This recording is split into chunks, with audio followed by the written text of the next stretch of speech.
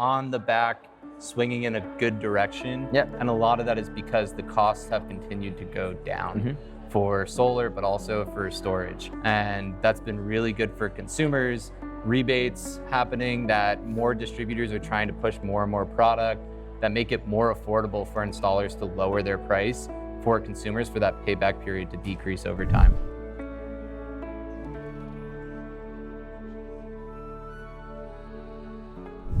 If you've not been following what's been going on, the pandalirium, as it were, in California with the new net energy metering 3.0, it has created a little bit of chaos. And unfortunately, as they say, as goes California, so goes the nation. There are other states like North Carolina who are following suit, undoing decades of work to provide homeowners and business owners with fair value for the energy generated on site, whether it be solar or any other technology for that matter. I'm Nico Johnson. I'm the host of our Suncast Media Zone. I'm live at the University of North Carolina Clean Tech Summit 2024.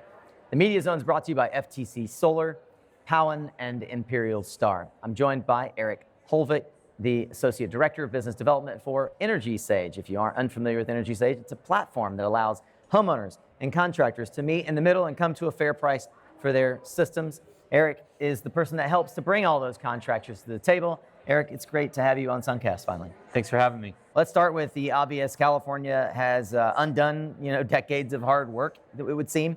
What's the experience on the ground for the contractors? You're the interface with the contractors, and you talk to dozens, if not hundreds of them. Yeah, contractors they had a tough year last year, especially in California after the net billing tariff came into place.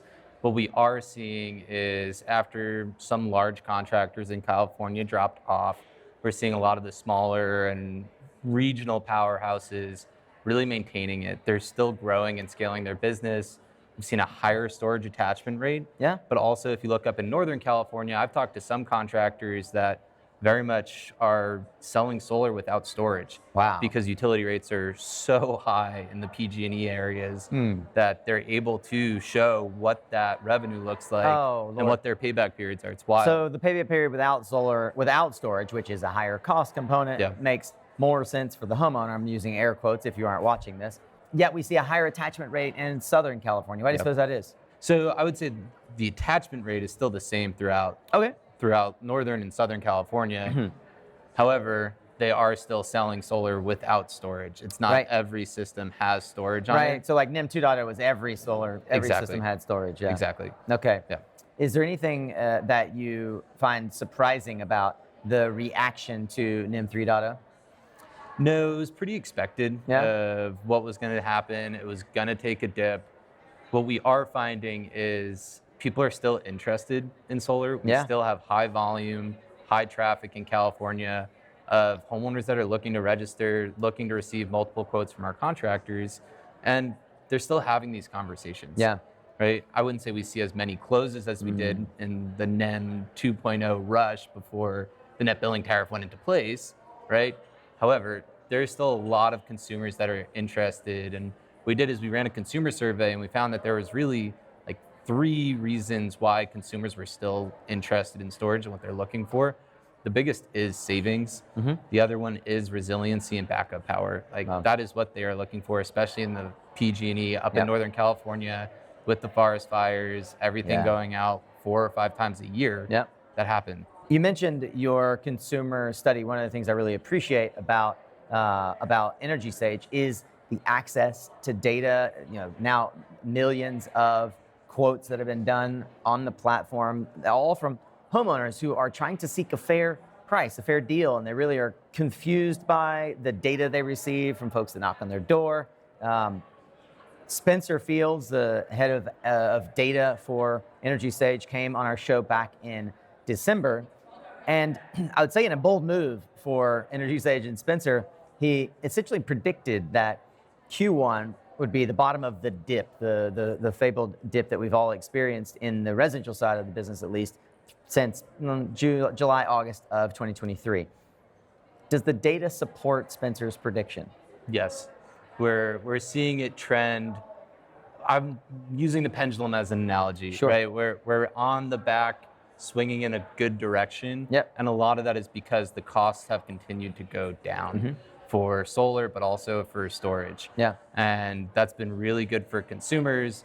Rebates happening, that more distributors are trying to push more and more product that make it more affordable for installers to lower their price for consumers for that payback period to decrease over time.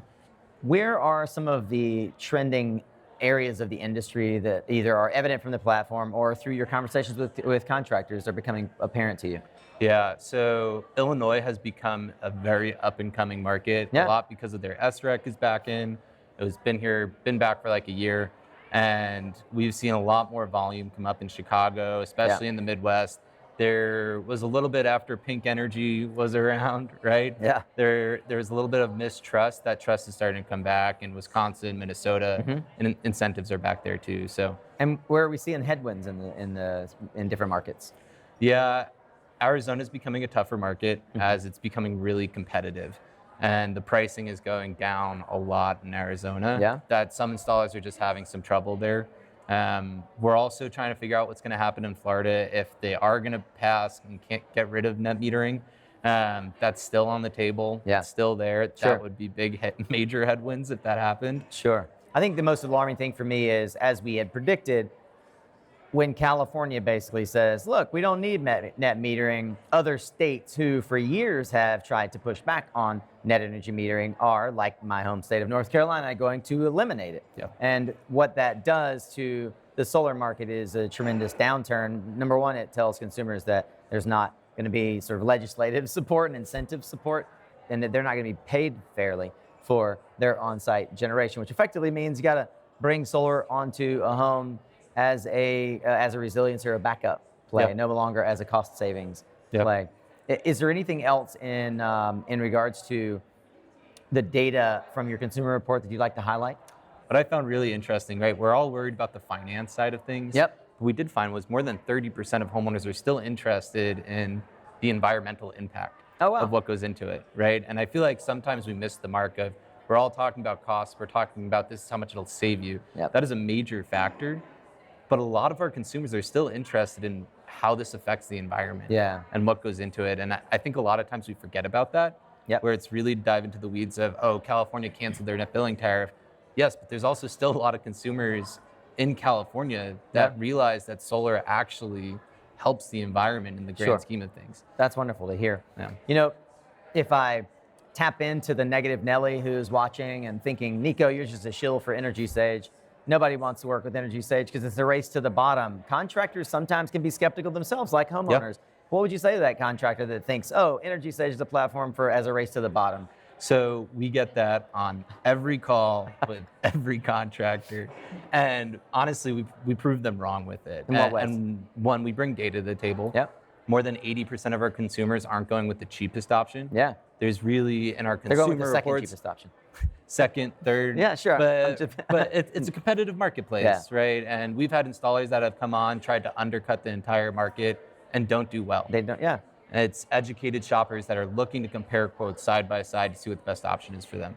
And what we found is in our consumer reports is it's three things, right? It's very much they're looking for quality.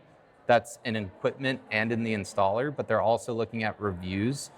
Play a major factor, and price. So a lot of our installers, they're competitive, have phenomenal reviews, and they might not have the highest quality. Consumers are looking for that. It matters to them. I look at it very similar as a homeowner trying to buy a car. You have some homeowners that'll go to a used car lot, right? You have some homeowners that'll go to want a brand new Mercedes-Benz. It all depends on the consumer and what the consumer is looking for, which is why EnergySage is very much trying to create that marketplace. I like that you created that three-legged stool, and I'll make a reference to what's commonly referred to as the iron triangle. You can have things good, fast, or cheap, but you can only pick two. Erik Holvik is the Associate Director of Business Development for EnergySage. If folks want to learn more about EnergySage, how can they connect with you or the company? One, you can send me an email, eric.holvik@energysage.com, all Ks.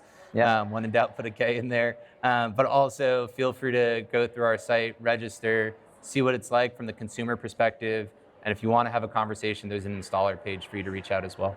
Thank you for joining us here on the Suncast Media Zone. It's a pleasure always to dive into the deep treasure trove of data that is EnergySage. I would encourage all of you watching to go and do likewise. And I am not paid a single penny to say so. I just think that EnergySage has done not only a great job of helping to educate the installers, but probably the best job of anyone in the industry of creating quality, reliable content, like one of the earliest platforms to do what we do, which is create content every single day that educates and informs to inspire homeowners to go solar. So thank you for the work that you guys do.